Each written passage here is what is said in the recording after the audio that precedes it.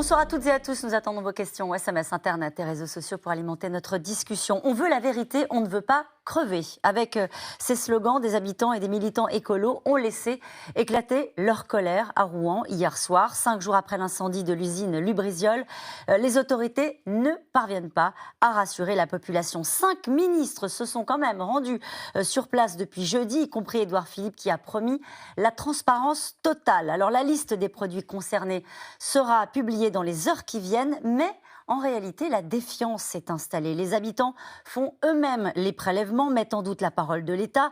Les plaintes s'accumulent, les fake news aussi. Pendant ce temps-là, les récoltes de 1800 agriculteurs sont gelées. Le ministre de l'Agriculture promet, lui, de son côté, une indemnisation totale. Alors pourquoi ce début de panique? Quels sont les produits qui ont réellement brûlé il y a 5 jours? Quelles conséquences pour les habitants, pour les cultures, pour l'alimentation? Rouen réclame la vérité, c'est le titre de cette émission. Avec nous pour en parler ce soir, Frédéric Danhaye, vous êtes journaliste spécialiste des questions d'environnement. Rappelons votre livre, Le sol, enquête sur un bien en péril, dont la 2e édition est à retrouver en poche chez Flammarion. Arnaud Gossement, vous êtes avocat, spécialiste en droit de l'environnement. Laura Verdier, vous êtes ingénieure et fondatrice de LVR Consulting, une entreprise de conseil en environnement. Arnaud Gonzague, enfin, vous êtes journaliste environnement, chef du service société à l'Obs. Bonsoir à tous les 4. Merci de participer à ce C'est dans l'air en direct. Pourquoi on en arrive à une telle situation? Frédéric Danhaye, avec d'un côté le gouvernement, le Premier ministre, qui de nouveau à l'Assemblée cet après-midi vient de dire en gros il n'y a pas de risque majeur pour la santé. D'un côté, de l'autre côté, une population, et on va voir les images, qui passe désormais à la colère et qui réclame, c'est même le titre de notre émission, la vérité. On a l'impression qu'ils ne s'entendent pas. Oui, c'est assez affligeant. C'est même plus que ça. C'est qu'aujourd'hui, la parole publique, la parole de l'État ne compte plus. Plus personne ne croit en une parole officielle, qu'elle soit administrative, scientifique et a fortiori celle de l'État. Et ceci dans une population qui n'a plus de culture du risque, qui n'est plus habituée au risque, parce que les industries ne sont plus vraiment là, les industries, on les a chassées, et puis une population qui a été traumatisée durablement par Tchernobyl, il faut jamais l'oublier, par la crise de la vache folle, par la crise du sang contaminé, et qui associe Seveso à une mortalité massive, à un risque cancéreux multiple. Enfin voilà, on a une population qui ne sait pas, dont la culture du risque est proche de zéro, et un gouvernement qui ne sait pas quoi faire, qui, je pense, ne retient pas d'informations, mais il ne sait pas communiquer, donc il ne communique pas. Et entre les deux, vous avez forcément des gens qui en profitent un peu pour en rajouter, remettre de l'huile sur le feu, si j'ose dire. De toute façon, tant qu'on n'aura pas les résultats qui devraient apparaître pendant cette émission... Alors, on a quand même on va les avoir effectivement, et on la donnera la liste en essayant d'être le plus clair possible. Le gouvernement, visiblement, a des résultats, Arnaud Gossement, puisqu'il dit, le Premier ministre, va voir les habitants de Rouen en disant il y a une odeur très désagréable qui peut inquiéter, qui peut irriter, mais la qualité de l'air n'est pas en cause. Il arrive avec un discours rassurant. Alors oui, les politiques ont été très réactifs dans cette affaire-là. 4 ministres arrivent sur le site dès le premier jour. Le Premier ministre qui revient sur le site. Agnès Buzyn, la ministre de l'écologie, viennent également. Donc le politique est très réactif. Le problème, ce qui participe à la défiance, c'est les contradictions dans les discours. Le préfet vous dit soyez rassurés, l'état de l'air, ça va bien. Et en même temps, au même moment, la ministre en charge de la Santé dit Rouen est clairement pollué. Et le politique dit soyez rassurés, mais en même temps il nous dit aussi je ne sais pas exactement ce qu'il y avait sur le site, attendez la liste des matières qui étaient présentes sur le site. Donc si tu ne sais pas, comment tu peux me rassurer, moi citoyen? Vous avez une multitude de contradictions, y compris entre préfets. Le préfet de l'Oise, par exemple, a déclaré ce matin que, contrairement au préfet de la Seine-Maritime, il était prudent, il ne savait pas encore exactement ce qui avait brûlé. Alors que le préfet de la Seine-Maritime dit c'est sous contrôle. Vous avez de multiples contradictions dans ces discours-là aujourd'hui. Et moi, ce qui me frappe beaucoup dans cette affaire-là, c'est qu'on a le sentiment que le dispositif n'est pas au point, qu'il y a une forme d'amateurisme presque, d'improvisation dans la gestion de cette crise. Et c'était la question que je voulais vous poser, Laura Verdier. Je rappelle que vous êtes ingénieure en environnement. À chaque fois qu'on fait des émissions sur les sites Seveso, sur les centrales nucléaires, on raconte que ce sont des sites extrêmement sécurisés. On l'a fait notamment au moment des attentats. On raconte qu'il y a des protocoles d'intervention des forces, des pompiers, etc. Et que tout est absolument encadré, que la communication de crise est théorisée, mise en application avec des exercices récurrents. Et puis le jour où ça arrive, ça flotte. Alors, C'est normal peut-être. C'est pas normal, mais c'est une évolution. C'est-à-dire que tout évolue. Les réglementations évoluent, les sinistres permettent de faire évoluer les réglementations. Et surtout, la manière dont on appréhende ce genre de sujet est vieillissante. Pourquoi ? Parce qu'on a donné aux populations des équivalents de flyers, de documents papier. Parce qu'on utilise encore des choses qui sont comme les réseaux sociaux. Ça peut permettre des informations, mais ce n'est pas une information fiable, claire et précise. Il y a des pays étrangers, on va prendre le Japon, les États-Unis, les Pays-Bas, qui utilisent, eux, des systèmes qui envoient un message précis envoyé par le préfet directement sur tous les téléphones portables à 50 km autour du site. Ça, on saurait faire techniquement. Eh bien oui, mais en fait, on ne s'est pas encore mis dans cette organisation-là qu'on doit faire évoluer. Et aussi parce que, en termes de, vous le disiez tout à l'heure, en termes de communication, il n'y a pas une formation au niveau des préfectures qui soit homogène sur tout le territoire aussi sur ces sujets-là. Donc on a un vrai décalage entre la théorie et la pratique qui doit évoluer avec les évolutions légales et pratiques. Arnaud Conzac, sur cet aspect-là, sur la façon dont le gouvernement, l'État, les autorités, vous avez raison de parler aussi des autorités locales qui d'abord ont été aux premières loges et qui ont peut-être parfois été maladroites. Il y a eu des informations contradictoires. On a par exemple le président de la métropole, le vice-président de la métropole qui est écolo, qui dit on a l'impression que l'État filtre les informations. Alors si on a des gens qui sont des élus qui explique aux populations qu'on filtre des informations, on comprend qu'il y ait de la confusion.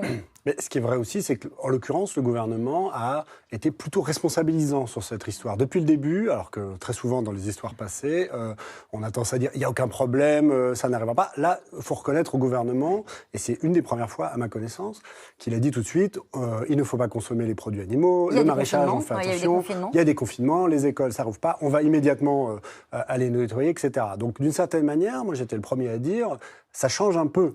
C'est-à-dire que là, on a l'impression qu'il ne prend pas les gens pour des imbéciles, le gouvernement. Mais malheureusement, et c'est tout à fait normal, moi je ne crois pas à la culture du risque quand c'est soi-même quand soi-même on inhale les fumées. Je ne pense pas qu'on ait envie on n'a pas envie d'une culture du risque. Je le comprends tout à fait.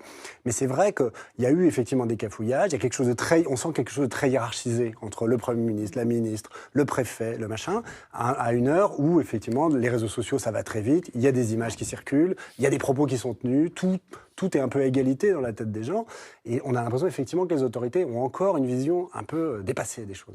Avec, vous dites, des informations et des vraies fake news, des faux communiqués des très bonnes de fake la news, préfecture. avec des fautes d'orthographe, les fake news. Avec tout le monde n'est pas forcément capable d'identifier des faux communiqués de la préfecture, avec des images qui venaient d'autres accidents de sites Céveso qui sont partis sur les réseaux sociaux. Et on va essayer de trier toutes ces informations. Et je rappelle qu'on attend toujours la liste dans les minutes qui viennent des produits qui ont effectivement brûlé dans ce hangar il y a 5 jours. En tout cas, cet après-midi encore, à l'Assemblée nationale, le Premier ministre n'a pas ménagé ses efforts pour tenter de rassurer les habitants de Rouen et de la région. La polémique s'est installée sur l'absence de communication sur la nature des produits qui ont flambé jeudi dans les hangars de Lubrizol, alors qu'hier, c'est la colère qui l'a emporté lors d'une réunion tenue et organisée par la préfecture. Mathieu Lignot, Nicolas Baudry-Dasson. Ambiance électrique hier devant l'auditorium de Rouen. À l'intérieur, conseil d'agglomération avec les élus et le préfet. 5 jours après l'incendie, ces habitants chauffés à blanc exigent des réponses et tentent de forcer l'entrée. C'est Lubrizol qui nous bombarde avec ces produits chimiques. Et on ne sait même pas quels sont les produits chimiques qui ont été brûlés. On nous dit que c'est un nuage pas toxique. Ensuite, on nous dit qu'il y avait de l'amiante. On nous dit qu'il y avait du plomb. On nous dit qu'il y a du benzène. Parce qu'on est en train de nous dire beaucoup de choses, mais on ne connaît pas toute la vérité, donc on devrait savoir ce qu'on risque en fait. Un climat de défiance renforcé par la diffusion de fausses informations sur les réseaux sociaux. Comme ce faux communiqué de l'ARS fabriqué de toutes pièces. Il évoque des effets dangereux pour la santé ou ces photos d'oiseaux morts. Ou bien encore ces vidéos inquiétantes. C'est un peu bizarre, non ? Les autorités sanitaires démentent, ces cas d'eau noire seraient très isolés et l'eau bien potable. Ah ouais ? Pourtant, le doute s'installe.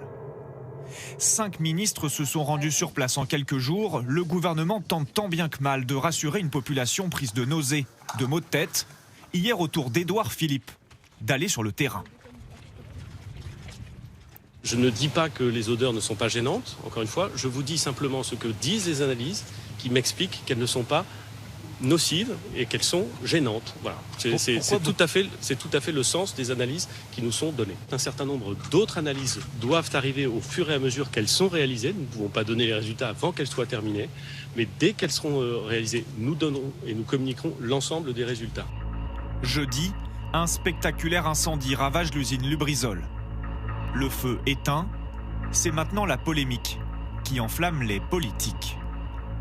Pour certaines voix de l'opposition, l'opération transparence du gouvernement serait un écran de fumée.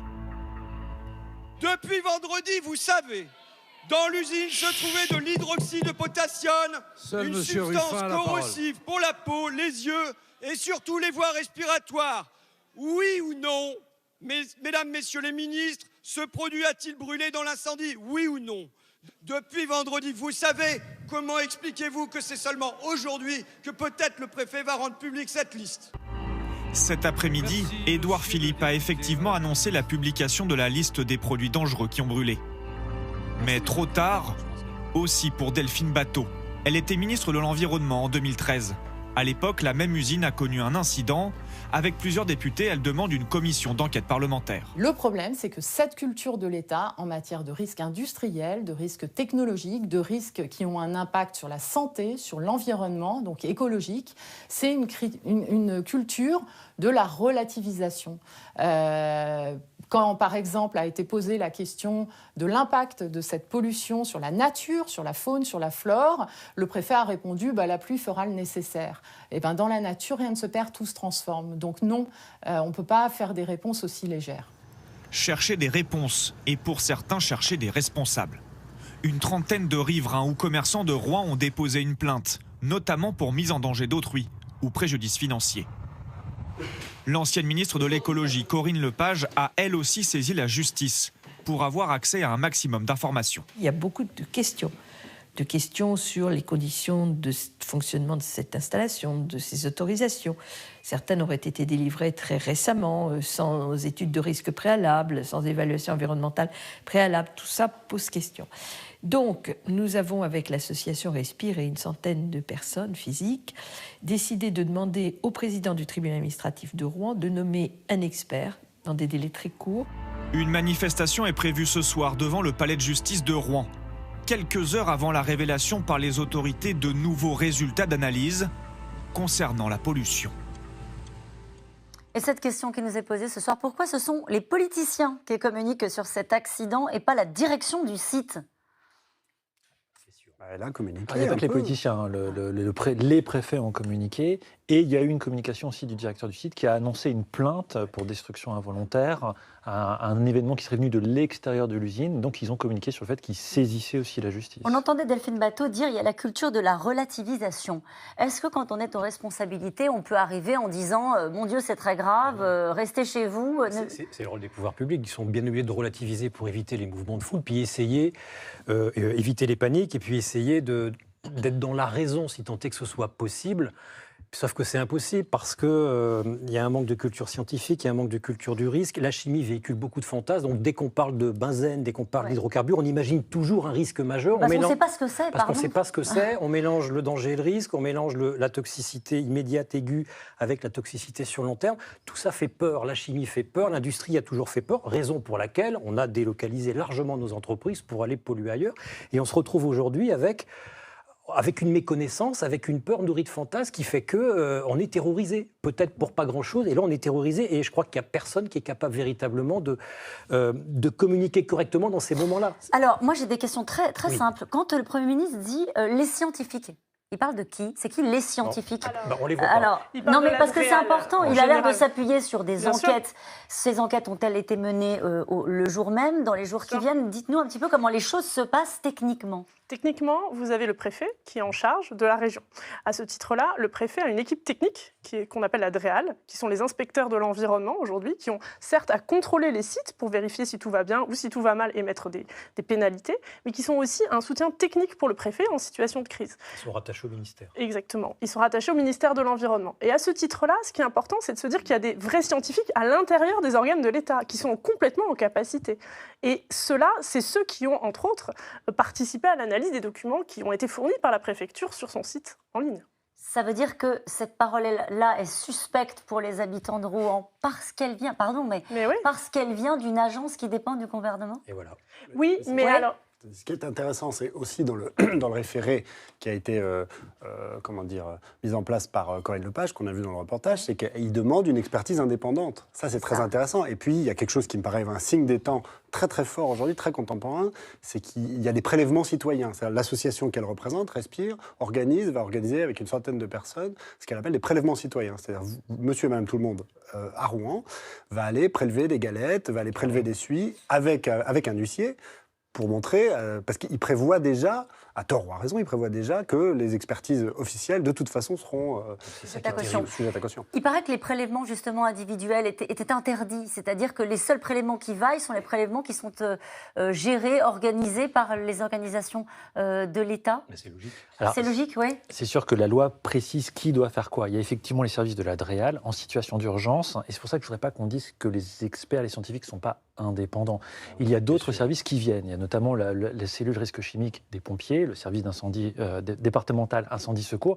Il y a aussi l'INERIS, qui est un établissement qui certes dépend de l'État, mais qui est indépendant, avec des scientifiques. Il y a une cellule en urgence qui va être dépêchée sur site, qui va aider l'industriel à essayer de maîtriser l'incendie. Je veux dire, il y a plusieurs corps d'experts qui interviennent, pas un seul, et ces gens-là sont quand même des gens de haut niveau et compétents. Personne ne remet en cause leurs compétences. Le problème aujourd'hui, c'est qu'on les... C'est pour ça que je vous pose toutes ces questions.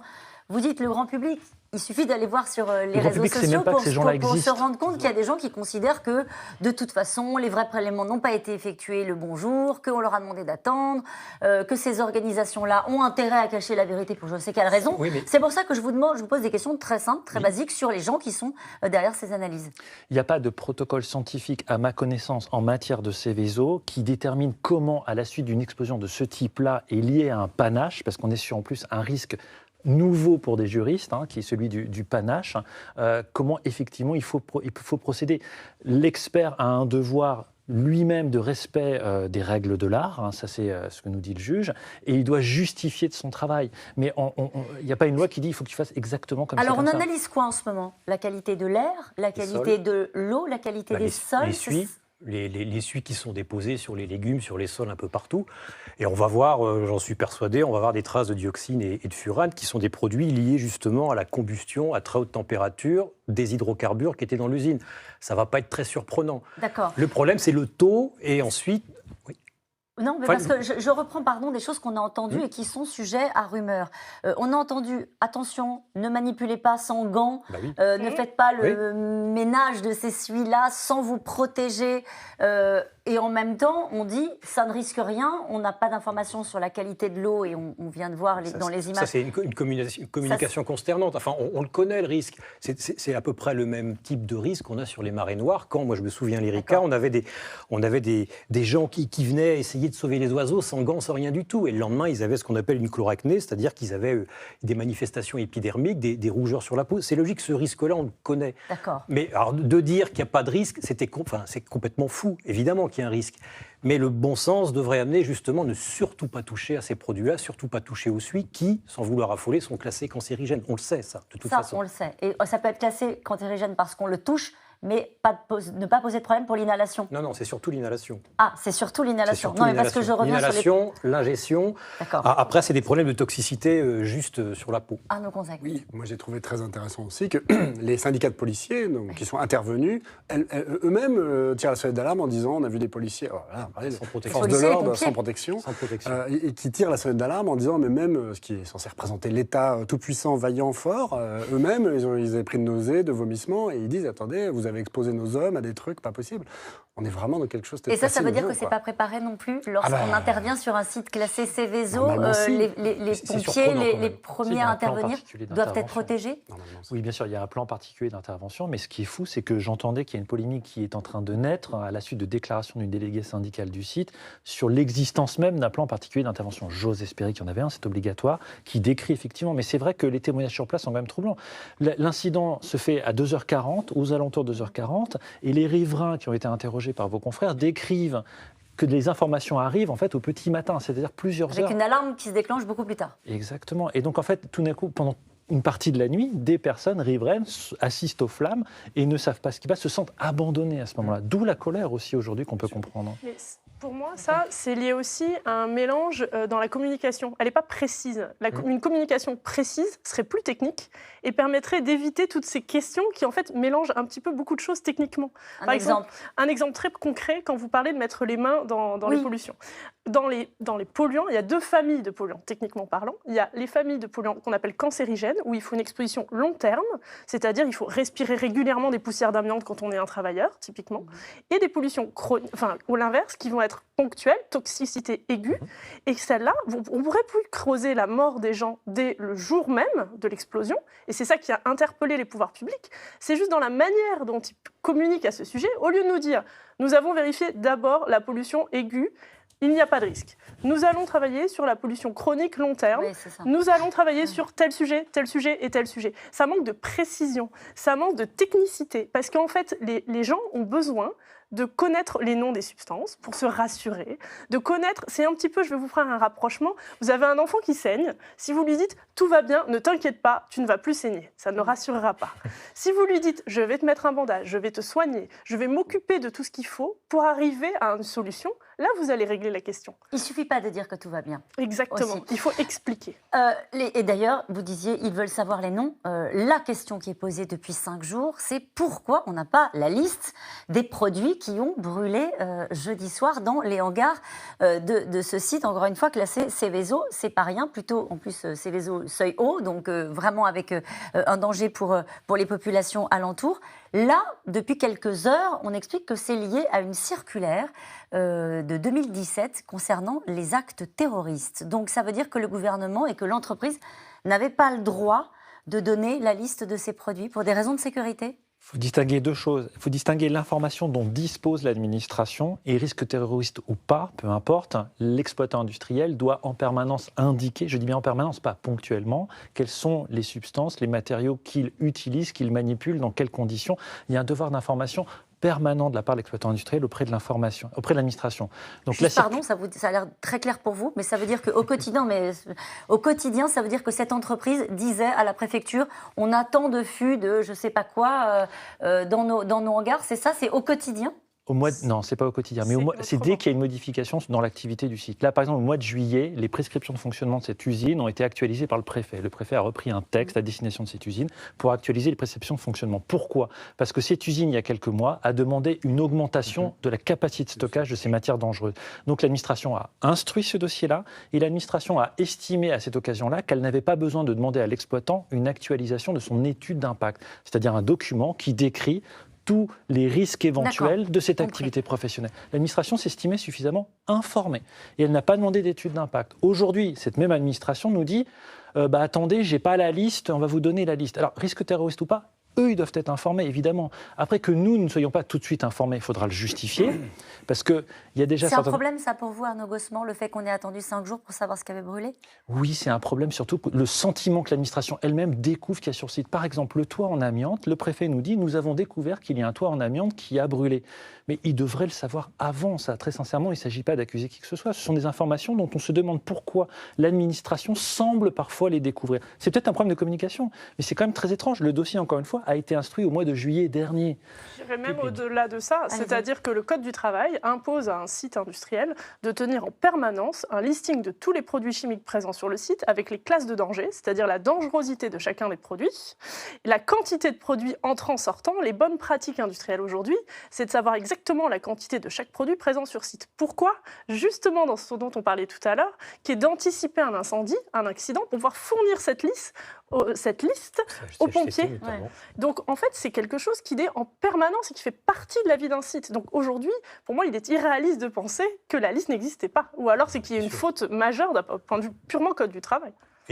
Et du coup, oui, et puis d'autant plus que sur les sites Seveso 3, le CHSCT est informé encore mieux que dans toute autre usine. Donc de toute façon, l'information circule. Donc ça paraît très étrange.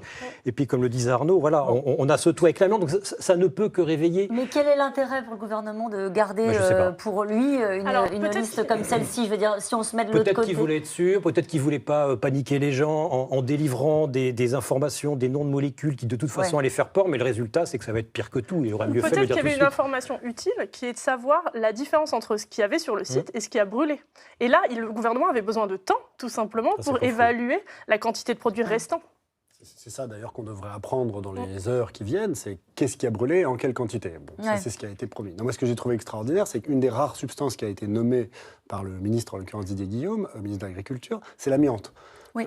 Je pense que vous ne pouvez pas faire pire comme mot. C'est-à-dire que amiante, c'est déni généralisé d'un État qui était au courant de la dangerosité pendant des décennies de ce produit.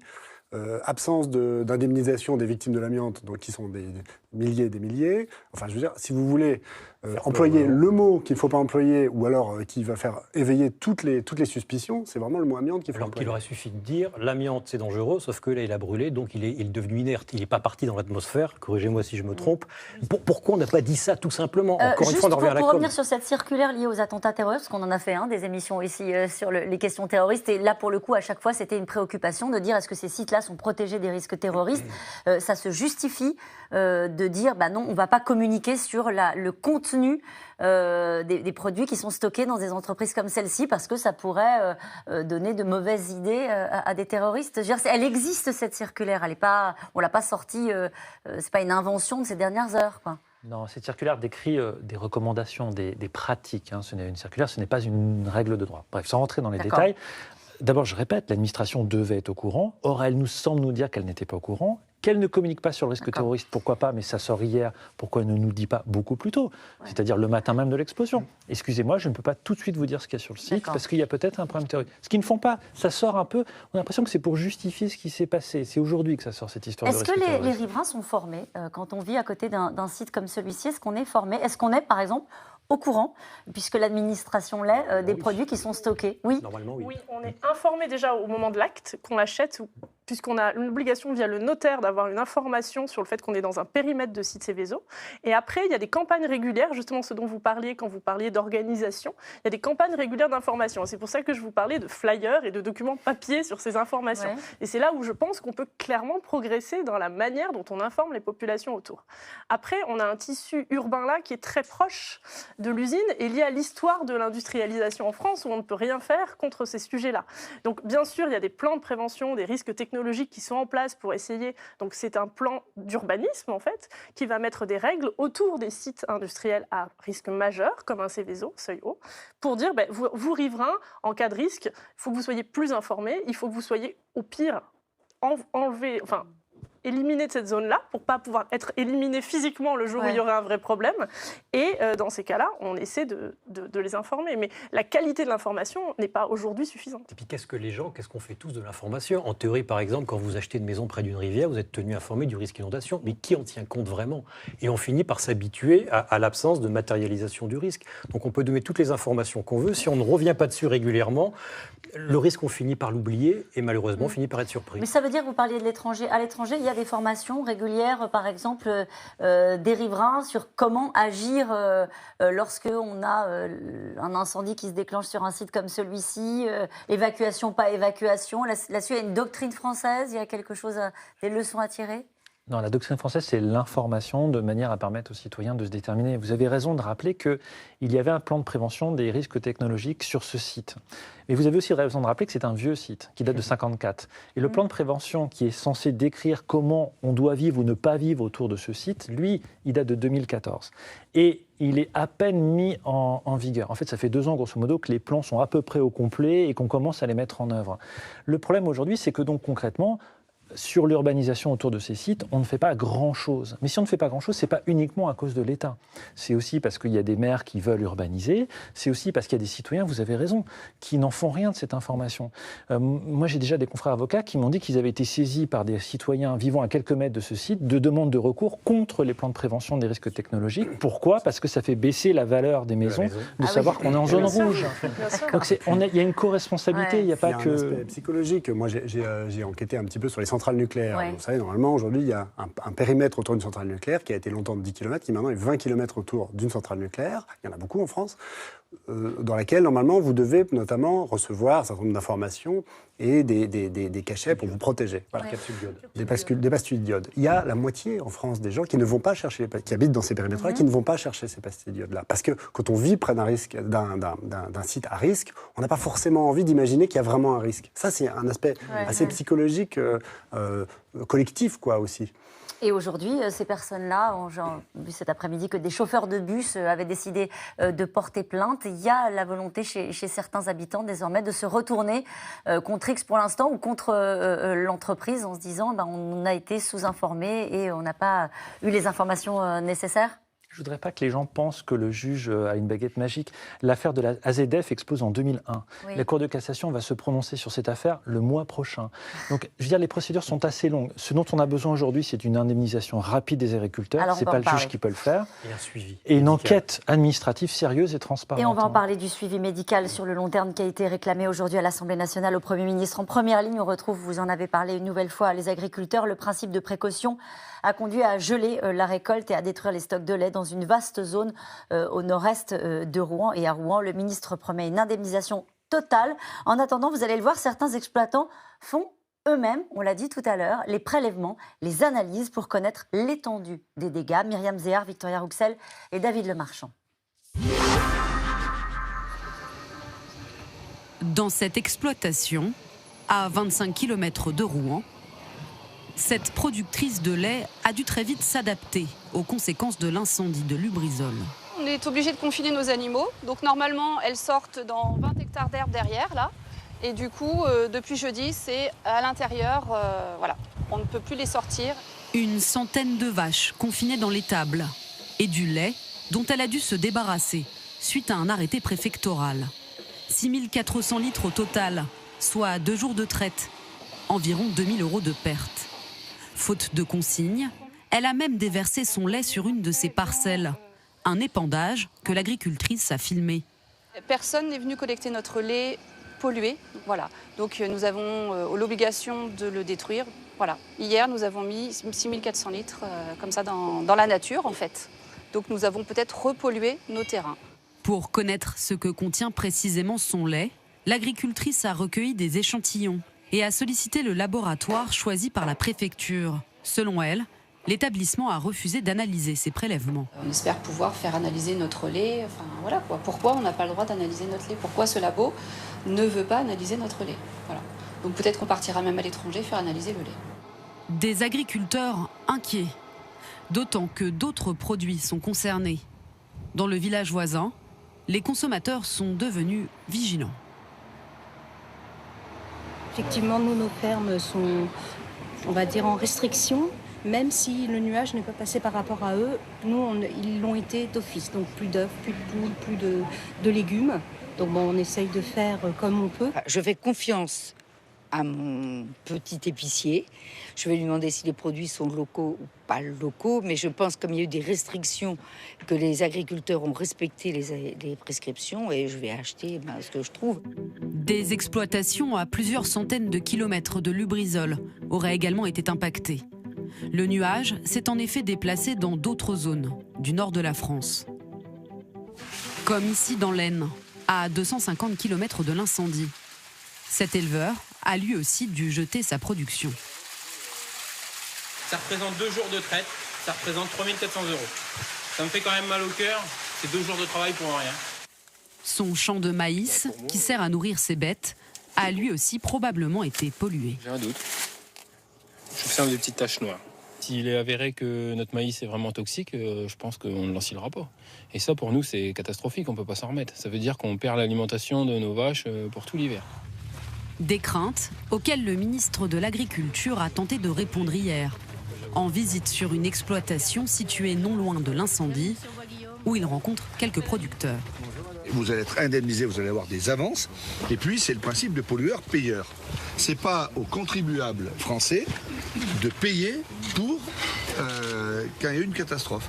Donc il faudra, le moment venu, ça prendra du temps, mais que l'entreprise qui est responsable de cela paye. Entre-temps, il faudra faire le lien avec les assurances, avec l'État, avec les structures agricoles. C'est ce que nous voulons faire. Mais c'est la première chose que je voulais vous dire.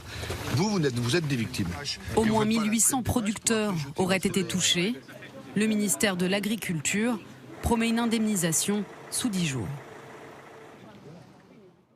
Vous allez redire un mot des agriculteurs. Cette question, la qualité de l'air est bonne, mais pas celle du lait ou des cultures. C'est une question que se pose Christian dans le Morbihan. Et on se l'est tous posé, cette question. Parce qu'il y a des dépôts, de suie, il y a des dépôts d'hydrocarbures, sans doute, voire d'autres choses, on verra bien. Et de fait, ce que produisent les agriculteurs n'est plus vendable parce que ça n'est plus consommable. Donc pour eux, c'est une perte énorme. Mais pourquoi le lait plutôt que l'eau ? C'est ça la question que pose Christian. Parce que ces produits-là, on suppose qu'ils aiment beaucoup, ils font partie d'une famille chimique qui aime bien les graisses. Donc forcément, ils vont se concentrer dans le lait. Voilà. Et donc du coup, le lait est impropre à la vente. C'est 137 000 hectares de surface agricole utile qui ont été touchés. C'est 20% de la SAU en Seine-Maritime. Même à côté de chez mon père, on a vu le monsieur, là, il a 20 km de chez mon père. C'est quoi la SAE ? La SAU, pardon, surface agricole utile. D'accord. À côté de chez mon père, là, on est quand même loin, à 250 km. Il est où, votre père ? Il est à Caudry, dans le nord, et là, vous traversez la frontière, parce qu'il y a une frontière, ouais. C'est la nationale, vous arrivez dans l'Aisne.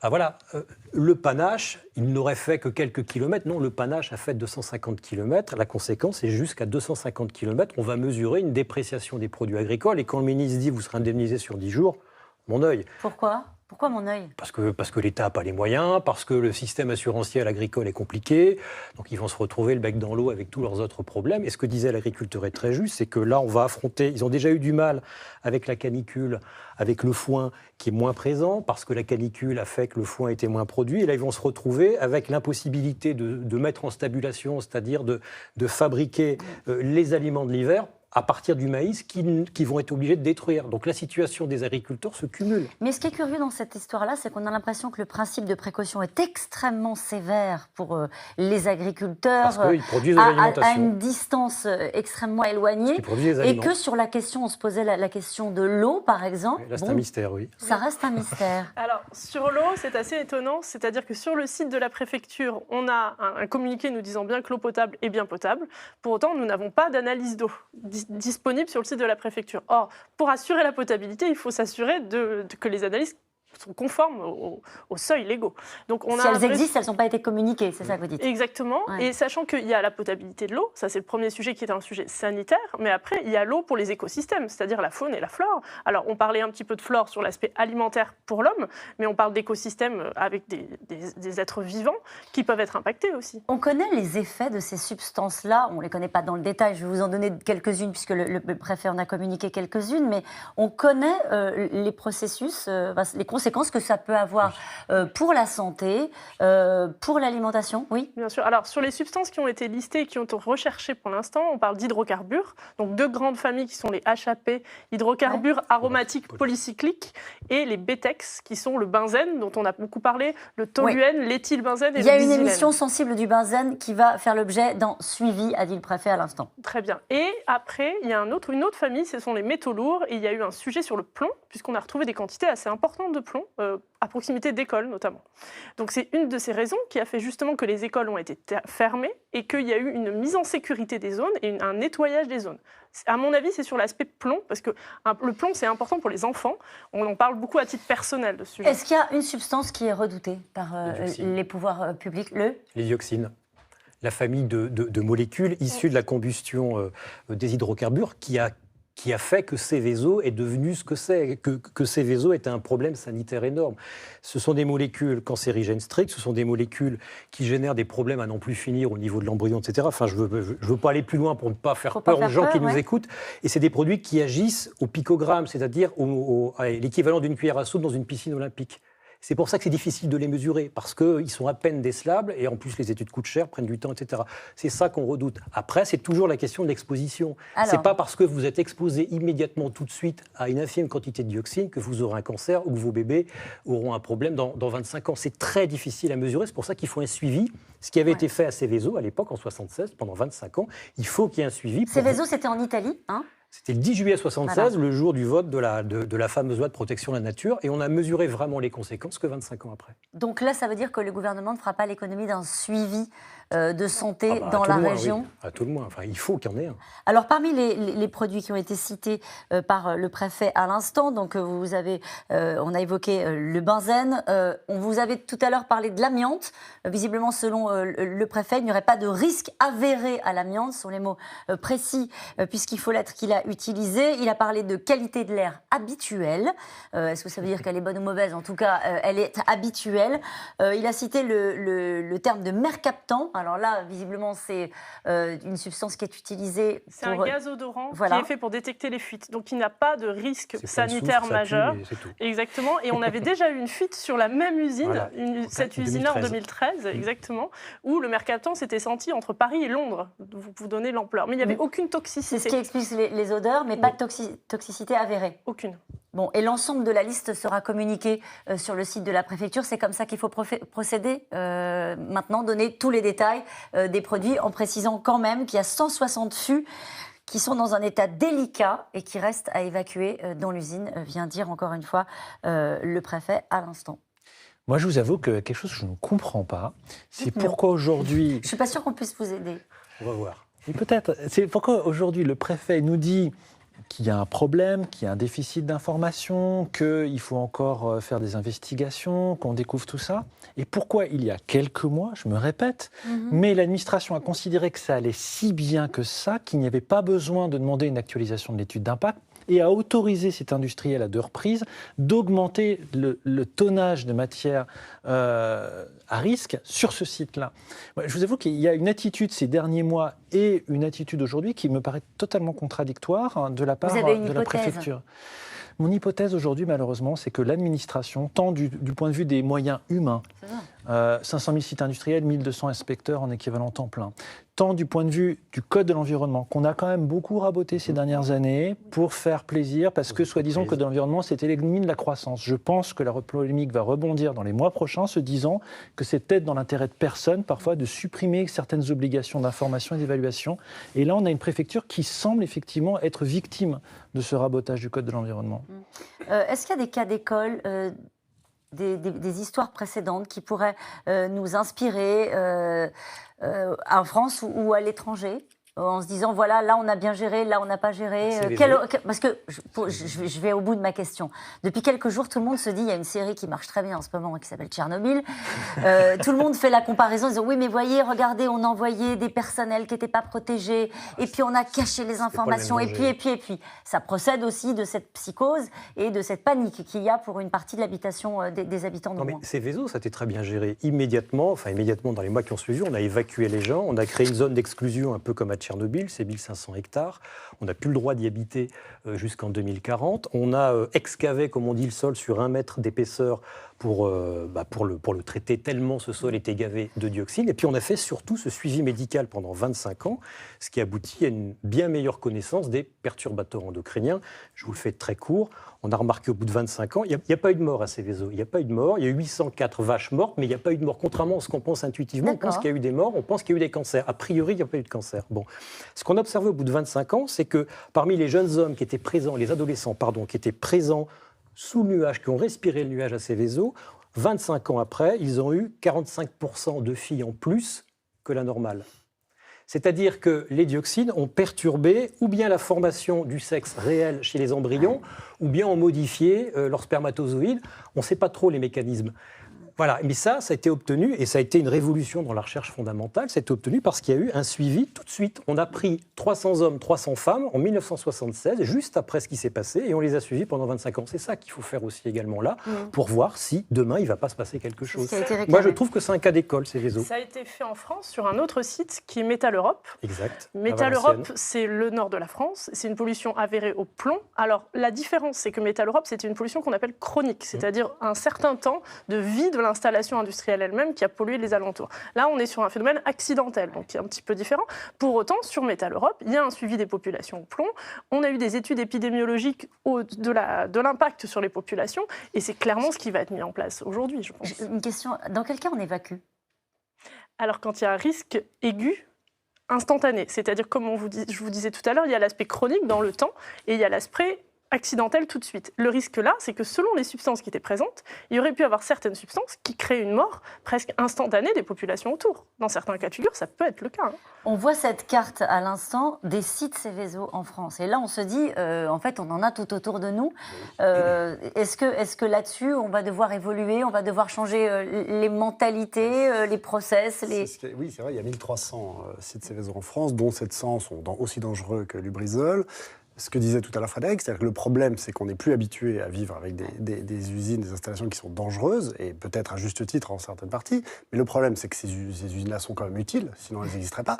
Et donc le risque est grand, à mon avis, à l'avenir, qu'on aille les délocaliser dans d'autres pays avec des réglementations un tout petit peu plus laxistes que la nôtre. Et ça... Ou changer les pouvoirs publics, c'est ce que vous disiez tout à l'heure, c'est-à-dire renforcer avec les citoyens qui ont une demande de plus en plus importante de prise en compte de l'environnement, c'est-à-dire renforcer les contrôles, donner plus de moyens à l'État et aux inspecteurs de l'environnement d'inspecter, de mettre des amendes et d'aller bien plus loin dans la mise en œuvre de la loi. Une commission d'enquête parlementaire, pardon, mais c'est dans le débat aussi, ça change quelque chose que les députés réclament désormais? Oui, ça change parce que ça veut dire certainement qu'à la suite de cette catastrophe, et comme pour toute catastrophe, il y aura probablement une loi. Et une commission d'enquête parlementaire, c'est certainement l'annonce d'une loi à venir, d'une sorte de réponse de l'État. Le problème, c'est qu'objectivement, je pense qu'on n'a pas besoin de loi. On a besoin de moyens. C'est ça le problème. C'est qu'on a un vrai problème de moyens humains, matériels, pour prévenir ce type de catastrophe. Je ne dis pas que c'est l'absence d'inspecteurs qui est à l'origine de cette catastrophe, mais d'une manière générale, on a un défaut. Le syndicat national, le SNIM, qui représente ces inspecteurs, a observé une journée de grève dont personne n'a parlé en septembre 2018 pour dire effectivement, attention, le risque industriel en France n'est pas pris en compte par l'État, il n'y a pas les moyens suffisants. On va peut-être changer. Il y a un état de catastrophe industrielle comme un état de catastrophe naturelle? Alors non. Et c'est vrai qu'il n'y a pas d'automaticité de déclenchement des indemnisations comme on peut avoir en matière de catastrophe écologique, comme certains l'ont dit. Il n'y a pas de catastrophe écologique. Là, ce n'est pas une catastrophe écologique? Non, il n'y a pas une rupture des écosystèmes, il n'y a pas de poissons ventre en l'air, il n'y a pas d'oiseaux qui tombent. Il pourrait y en avoir une, mais encore une fois, il faut un suivi sur long terme. Là, il y a pas... Mais on saura quand, en fait, les conséquences de cet accident? Parce que je vous entends parler les uns et les autres. Ça peut prendre des années. C'est ça, ça peut prendre des années. Quand une fois Céveso, c'est 25 ans. Ou peut-être jamais. En tout cas, il y a encore une polémique sur la cause de l'incident. Ben justement, 5 jours après, rien n'est franchement clair sur les raisons de cet incendie. L'entreprise a déposé plainte, évoque des images de vidéosurveillance, des témoins oculaires et parle d'un feu qui se serait déclenché à l'extérieur du bâtiment. L'enquête est en cours et jour après jour, des plaintes, des particuliers, des associations s'accumulent. Julien Launay, Benoît Thébault.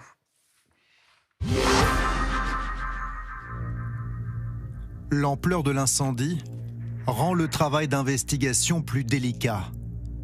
5 jours après le sinistre, l'origine du feu n'est toujours pas déterminée. Le groupe Lubrizol, lui, émet pourtant une hypothèse dans un communiqué mis en ligne hier sur son site internet.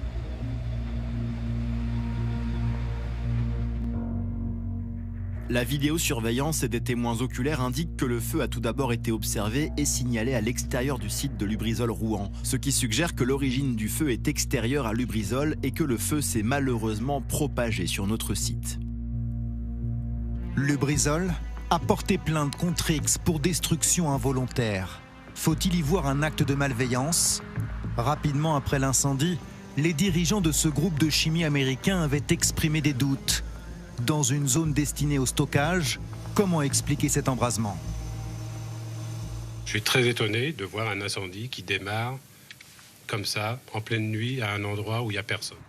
Les autorités attendent le résultat des enquêtes menées par la police, la gendarmerie et les inspecteurs des risques industriels. Si aucune piste n'est écartée, elles assurent que l'usine était en conformité avec les règles imposées pour un site aussi sensible, ce qui n'a pas toujours été le cas. Elle est aux normes telles que nous l'avons vu en 2019, parfaitement à niveau. Elle ne l'avait pas toujours été. En 2017, elle a fait l'objet d'une mise en demeure en raison de 17 manquements. L'usine Lubrizol à Rouen et ses insuffisances qui lui ont même valu une amende de 4 000 € après une fuite massive en 2013. Un gaz s'était échappé à l'époque, non toxique mais très incommodant, et l'entreprise avait alors fait parler d'elle. Son odeur a surpris les habitants, provoqué un vent de panique et l'inquiétude générale. Dans la nuit, on a senti une odeur de gaz et au matin, mes filles avaient des maux de tête. On nous dit que c'est pas nocif, mais voilà quoi, est-ce que c'est vrai?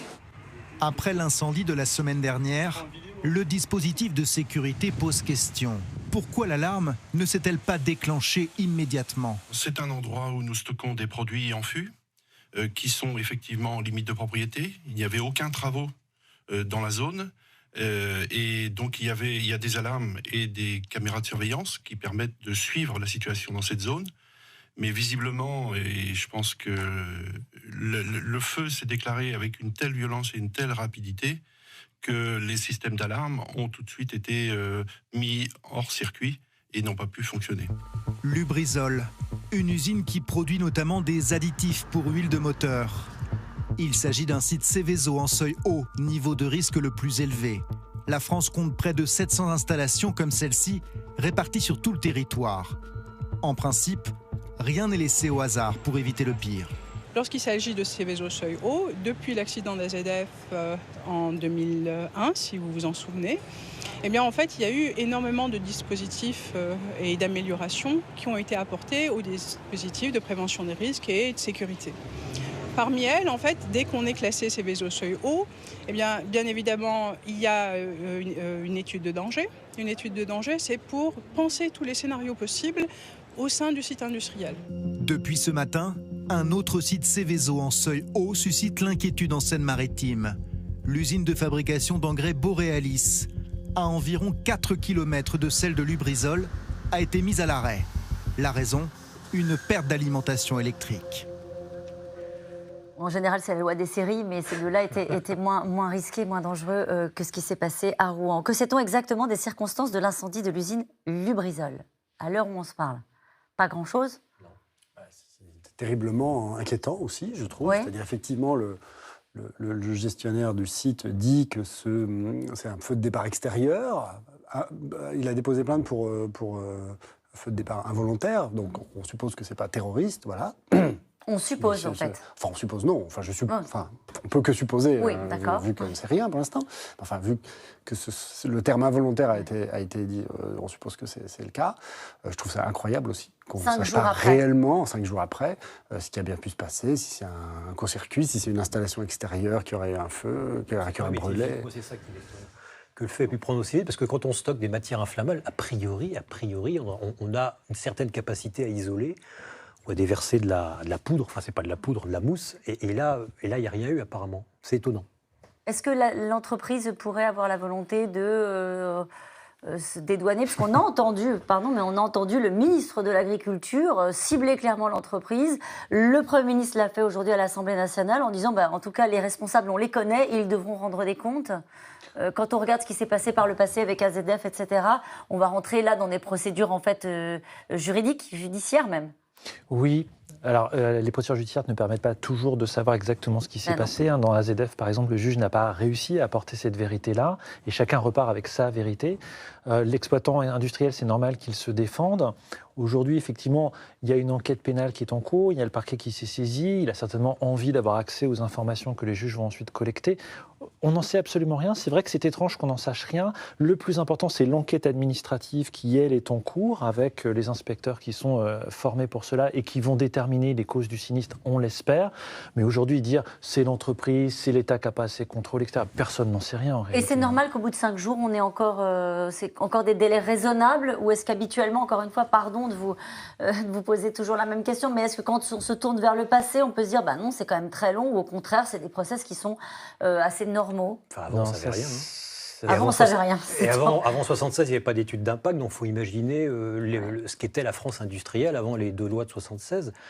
Qui ont imposé les études d'impact, et puis ensuite avec les directives CVD. J'arrive pas à savoir, pour vous poser la question autrement, si 5 jours c'est long ou si c'est pas long, pour une enquête d'une telle ampleur, pour savoir, pour connaître les causes. Non, c'est pas long. Ouais. Rien que le dosage des dioxines, s'il y a bien des dioxines, ça va prendre des jours et des jours. On ne le saura pas avant une semaine, 15 jours. Est-ce que la communication du groupe alimente pas aussi une forme de suspicion en disant oui, c'est bizarre que ça se soit déclenché en pleine nuit dans une zone où il n'y a personne?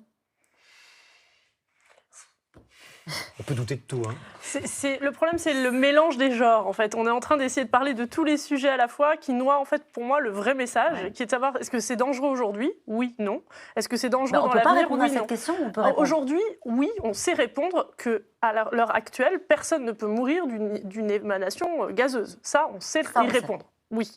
Par contre, si les gens restent un certain temps à respirer ces éléments-là, là, je ne sais pas leur dire aujourd'hui, au regard des éléments qu'on a, si oui ou non, ils prennent un risque pour leur santé. Et c'est ça la question qui reste en suspens. Et j'ai envie de dire que c'est pour moi la principale aujourd'hui. Après, qui sont les pollueurs? Qui sont les payeurs? Qui sont les responsables? Plus tard. On aura le temps. Ce qu'il faut, c'est mettre en sécurité et la population et la nature qui est autour.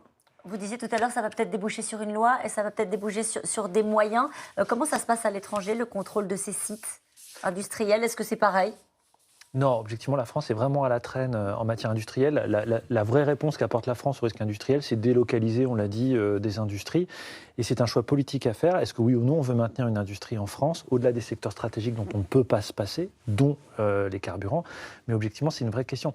C'est vrai qu'un inspecteur, par exemple, m'avait dit une fois, lorsque je visite un site, on imagine que je suis omnicompétent, que j'ai toutes les compétences pour faire face à tous les problèmes scientifiques. Or, moi, j'ai une formation scientifique, et lorsqu'on est scientifique, on n'est pas scientifique de toutes les branches de la science.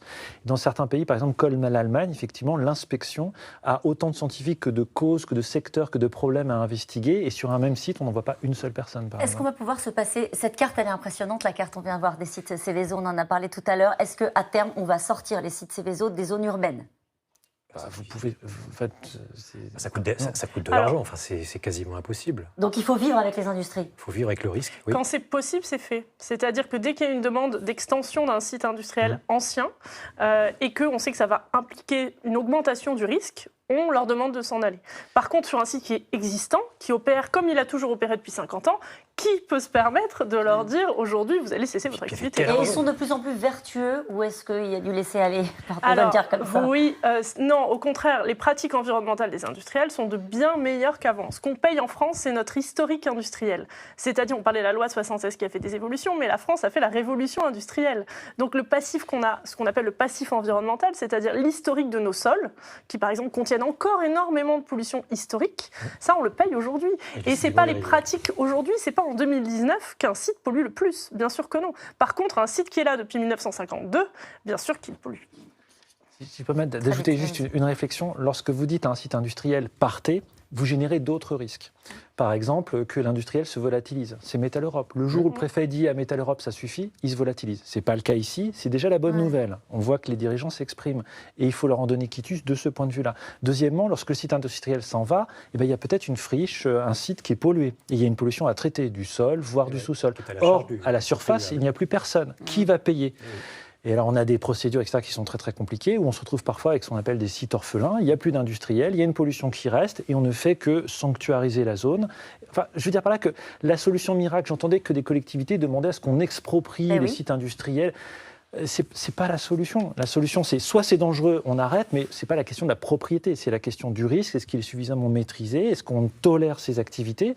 Et attention, le fait de dire on va mettre des gens sur le carreau et les priver de leur emploi, ça a des conséquences sociales et aussi écologiques. Et nous revenons maintenant à vos questions.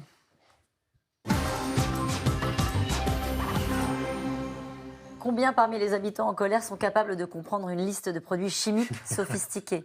Alors c'est ça le problème, c'est qu'on va communiquer la liste et puis on va aller voir les uns et les autres sur Internet pour savoir en gros si c'est dangereux ou pas. Alors, c'est ce qu'il ne faudrait absolument pas faire, si je pouvais donner mon opinion au pouvoir public. Ils ont des professionnels, on le disait, à l'INERIS, à l'ADREAL, dans les corps d'État, qui savent analyser ces résultats, aussi bien que nous, professionnels de l'environnement. À ce titre, on peut donner des résultats avec une explication en face, en donnant des seuils, en donnant une analyse. Donc pour moi, ce qui est intéressant de la part des pouvoirs publics, c'est pas seulement nous donner des résultats bruts qui vont être anxiogènes. Je fais un rapprochement avec une analyse de sang. Vous allez au laboratoire, vous faites une analyse de sang. Si on ne vous dit pas en face si c'est grave ou pas grave, vous allez être terrorisé par le chiffre. Il faut absolument faire la même chose qu'au laboratoire. Il faut expliquer les chiffres. Donc pour moi, c'est ça qu'il faudrait faire. Sinon, c'est terrible. C'est un grand mystère, la chimie. Les molécules font peur. Il ne faut surtout pas qu'ils déversent la liste sans Justement, cette question, et si les analyses sont mauvaises, que va-t-il se passer? Eh ben, on agira en conséquence. Il vaut mieux savoir. On dit souvent, en environnement et en pollution, on ne trouve que ce que l'on cherche. C'est-à-dire, il faut chercher les polluants, les trouver, pour pouvoir trouver une solution derrière. Il vaut mieux savoir. C'est comme l'analyse de sang. Et suivre les populations cibles. Les populations mais on a des solutions? Ou est-ce qu'une fois qu'on a été contaminé, on dit dommage, c'est trop tard? Non, parce que là, on parle quand même de 5 jours. Si on parle d'une contamination long terme, chronique, 5 jours, c'est peu de temps. Donc si jamais on se dit telle zone, vraiment, c'est pas acceptable, on pourra se dire, au pire des cas, déplaçons la population. 5 jours d'exposition, d'un point de vue pollution chronique, c'est tout sauf long. Quelle rumeur circule à Rouen? Beaucoup. On voit des oiseaux morts qui en fait viennent des États-Unis, je crois. Il y a de l'eau, on a vu tout à l'heure l'eau du robinet qui apparemment serait très noire, qui viendrait bien de Rouen, mais qui ne serait pas liée à ça. On entend tout. C'est-à-dire que le CHU de Rouen qui aurait dit qu'il fallait plus boire l'eau parce qu'elle était plus potable. Ouais. C'était un fake également, une rumeur infondée. Enfin voilà. Les fumées se sont-elles arrêtées à la frontière belge? Alors là, on est clairement dans l'allusion à Tchernobyl. Oui. Avec ce nuage, on a suivi ce nuage, le panache, pour se dire, alors voilà, les Hauts-de-France, la Belgique. Ce qui est une phrase que l'État français, entre parenthèses, n'a jamais prononcée. Jamais. Le nuage de Tchernobyl ne s'est pas arrêté à la frontière. C'est une phrase de Noël Mamère. Mais est-ce que c'est allé jusqu'à la frontière belge, après la frontière belge jusqu'à la Belgique? Oui, c'est avéré. Nous, vu anti-RH, on n'est pas loin, on est à 15 km. Donc a priori, ils en ont eu aussi. C'est vrai que du point de vue du juriste, l'analyse des risques se fait souvent sur une aire d'étude qui comporte le site et les abords. On va étudier les risques aux abords du site et sur le site. Mais il nous manque quelque chose. D'abord, l'analyse de l'air, c'est très récent, c'est 1996. C'est grâce à Corinne Lepage qu'effectivement, on pousse l'évaluation jusqu'à la qualité de l'air. Donc c'est récent. Mais en plus, c'est vrai que cette histoire de panache, objectivement, le Code de l'environnement est muet sur cette question-là. C'est-à-dire que lorsqu'on fait des études, on ne demande pas à l'industriel d'aller regarder jusqu'à la Belgique quelles seront les conséquences d'un éventuel panache. Ce que vous appelez le panache, c'est le nuage de fumée. Tout à fait, c'est ça. Pourquoi un bombardier d'eau n'a-t-il pas été utilisé pour noyer l'incendie afin d'éviter la propagation du feu et des fumée. C'est des corps gras, ça n'aurait servi à rien. On aurait dispersé les produits. On aurait dispersé. Alors ça vous paraît évident, mais pourquoi ? Les pompiers sont formés à ça. C'est-à-dire que c'est pour ça qu'en permanence, on doit avoir la liste des produits chimiques sur site pour qu'ils puissent adapter les moyens d'extinction aux typologies de produits. Et on sait que souvent, envoyer de l'eau, c'est une preuve d'amateurisme, au contraire, d'envoyer directement de l'eau sans se poser de questions. Donc au contraire, là-dessus, je pense qu'au contraire, sur la réponse des pouvoirs publics et du SDIS, donc du service des pompiers, on a une réponse adaptée. L'incendie a été contenu assez rapidement. Oui. Et je vous dirais même, pour aller plus loin... Qui a étouffé, en fait, sur la nappe d'hydrocarbures, qui a étouffé l'oxygène, l'incendie. En fait. Mais si vous mettez de l'eau, vous allez soulever les hydrocarbures, vous allez les disperser. La suie qui est tombée est-elle nocive ? Oui. Oui ? Oui. On le sait, c'est classé cancérigène strict, mais une fois qu'on a dit ça, on n'a rien dit. C'est encore une fois une question d'exposition. Alors, il ne faut pas la manger, il ne faut pas l'inhaler, il ne faut pas en avoir sur les mains, il ne faut surtout pas la manger. On le sait que c'est nocif, ça c'est sûr. À ce sujet, l'ARS a publié sur le site de la préfecture toute une ligne de préconisations de se laver les mains, retirer ses chaussures si elles ont été impactées, ne pas consommer des végétaux. Donc là, il y a vraiment des règles d'hygiène strictes à appliquer. Et on va pouvoir s'en débarrasser de ces suies qui sont retombées. Combien de temps faudra-t-il pour qu'elles disparaissent dans cette région-là ? Elles vont partir dans les sols, vous nous le disiez tout à l'heure ? Elles vont partir dans les sols, elles seront dégradées naturellement par les micro-organismes. Oui, ça va prendre du temps, quelques semaines, quelques mois, j'en sais rien du tout. L'hiver arrive, donc ça risque de bloquer justement la vie de ces micro-organismes. Combien de temps la pluie noire peut-elle vicier, justement, on en parlait, les nappes phréatiques en s'y infiltrant ? Ça va le faire, ça va s'infiltrer obligatoirement. Tout est une question de dose en pollution. C'est-à-dire que bien sûr, on peut avoir quelque chose de très polluant, tout est une question de quantité qu'on va avoir, parce qu'on parle d'un nuage, d'un panache, tout dépend de la quantité qui va s'être imprégnée sur les sols, sur ce panache. Donc c'est ça aussi, il faut des... On le saura. Et ça va être mesuré, je l'espère. D'accord. Combien d'années devant les tribunaux pour indemniser les victimes ? Vous disiez tout à l'heure, ils n'ont pas de baguette magique, les tribunaux, et on a effectivement beaucoup de plaintes qui sont déposées, y compris par des particuliers. Ça sera long ? Là, pour l'instant, les plaintes qui sont déposées, ce sont des personnes simplement qui cherchent à savoir. Oui. On n'a pas de demande d'indemnisation pour l'instant. Il faut d'abord avoir un préjudice, une pathologie, une atteinte à son bien, à sa santé. Ensuite, il faut faire le lien de cause à effet entre ce que vous subissez et l'événement. Par exemple, sur le plomb, est-ce que si vous retrouvez du plomb dans votre organisme, c'est lié à cet incendie, c'est lié à une autre cause ? C'est très difficile de faire ce lien de cause à effet. Très sincèrement, je ne suis pas sûr que la réponse judiciaire soit la plus adaptée. Il faudra des indemnisations, mais administratives dans un premier temps. On conseille le confinement. Cela veut-il dire aussi stopper les VMC et boucher les ouïes de ventilation des fenêtres ? Oui.